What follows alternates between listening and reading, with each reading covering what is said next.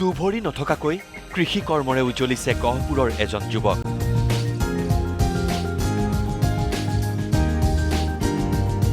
দুভৰি অবিহনেই power tiller চলাই কৃষি কৰ্ম কৰে।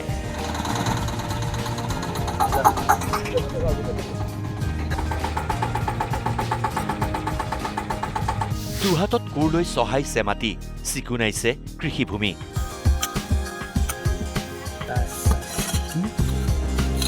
নিজে স্বাৱলম্বী হোৱাৰ লগতে আন 10জনক দিছে সংস্থাপন। গহপুৰৰ কাউৰী পথাৰৰ কাৰিবিল বঙালী গাঁৱৰ এই যুৱ কৃষকজনৰ নাম গোপাল নাগ। 2014 চনতেই এটা দুৰ্ঘটনাত দুয়োখন ভৰি হেৰুৱাইছিল গোপালে। কিন্তু দুয়োখন ভৰি হেৰুৱাইও জীৱন সংগ্ৰামত থমকি ৰোৱা নাই গোপাল নাগ। কৃষি কৰ্মৰে নিজে স্বাৱলম্বী হৈ পোহপাল দিছে পৰিয়াল। চাওক, এই অৱস্থাৰেই গোপালে নিজেই চলাইছে পাৱাৰ টিলাৰ।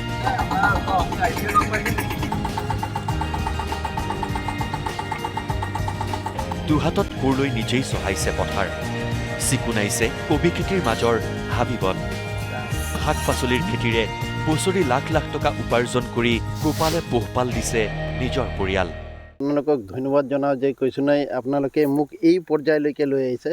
নাই চাওক, মইতো খেতি বাতি কৰি পেলাই মই নিজে প্লাছ কৈছোঁ নাই নিজৰ পৰিয়ালটোক চলাই আছোঁ। আৰু মই ঋতু অনুযায়ী মই কৰোঁ। ধৰক এতিয়াতো আপোনালোকে দেখি পাইছে যে ফুলকবি, ওলকবি, বন্ধাকবি প্লাছ কৈছোঁ নাই ব্ৰকলি, এইকেইটা এই আমাৰ লোকেল মাৰ্কেটৰ লগত কৈছোঁ নাই আমি অৰুণাচল এনেকুৱাতো আমি কৈছোঁ নাই বস্তুখিনি আমি বিক্ৰী কৰিবৰ কাৰণে কৰোঁ, যত্ন কৰোঁ। খেতি বাতি কৰি পেলাই মই একদম ধুনীয়াকৈ চলিয়ে আছোঁ।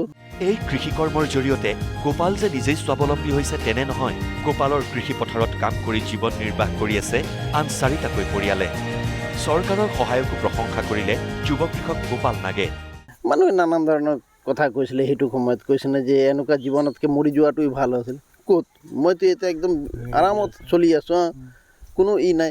বৰঞ্চ মই এইটো ক'ব পাৰিম যে মোৰ লগত 4জন মানুহক মই 12টা মাহ মই কাম দিব পাৰিছোঁ, কৰোৱাই পেলাই সিহঁতৰ পৰিয়াল চলাব পাৰিছোঁ মোৰ 2খন ভৰি নথকাৰ পাছতো। চৰকাৰ কৈছে নাই আমাক যথেষ্টখিনি সহায় কৰিছে। একবাৰ কোৱাতে কৈছে নাই মোক ঘৰত আহি পেলাই কৈছে নাই ধুনীয়া আছে, কৈছে নাই মোক এই চ'লাৰ ছিষ্টেম কৈছে নাই ফিটিং কৰি থৈ দিছে। তো চৰকাৰতো আমাক সকলো ফালৰ পৰা সুবিধা কৰি আছে, কিন্তু আমি তাৰ উচিত কৰিব পৰা নাই। দুভৰি নোহোৱাকৈ জীৱন যুঁজত ব্ৰতী হোৱা গোপাল নাগ এতিয়া আন 10ৰ বাবে আদৰ্শ। কেমেৰা পাৰ্চন পিটুৰ সৈতে গহপুৰৰ পৰা নৱজিৎ শইকীয়া, নিউজ লাইভ।